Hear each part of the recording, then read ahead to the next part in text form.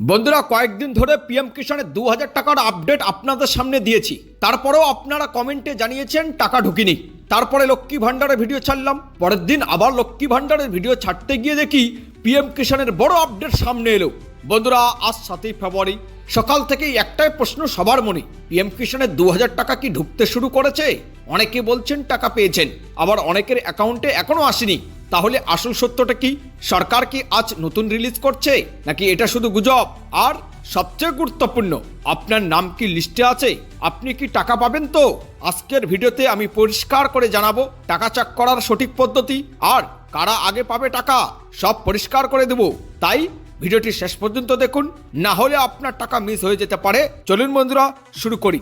বন্ধুরা মূল খবর, আজ 7 ফেব্রুয়ারি পিএম কিষাণ নিয়ে অনেকে জানতে চাইছেন কিস্তির টাকা কি রিলিজ হয়েছে, কার কার অ্যাকাউন্টে টাকা ঢুকেছে, কারা এখনো পায়নি।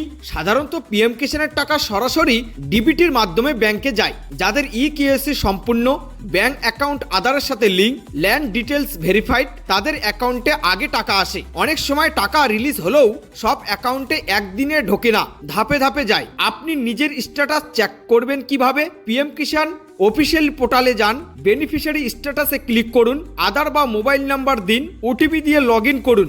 সেখানে দেখাবে টাকা রিলিজ হয়েছে কিনা, পেন্ডিং আছে কিনা। যারা এখনো পাননি ইকেওয়াইসি দ্রুত করুন, ব্যাংক অ্যাকাউন্ট লিঙ্ক চেক করুন, ভুল নাম বা ডিটেলস থাকলে ঠিক করুন। এগুলো ঠিক না থাকলে টাকা আটকে যেতে পারে। আপনাদের মধ্যে কার কার টাকা ঢুকেছে কমেন্টে লিখে জানান, পেয়েছি বা পাননি। এই তথ্য অনেকের কাজে লাগবে। ভিডিওটি ভালো লাগলে লাইক দিন, চ্যানেলে সাবস্ক্রাইব করুন আর বেল আইকন চাপুন, কারণ আমি প্রতিদিন সরকারি স্কিমের আপডেট নিয়ে আসি। ধন্যবাদ, ভালো থাকবেন, সুস্থ থাকবেন। জয় হিন্দ, জয় বাংলা।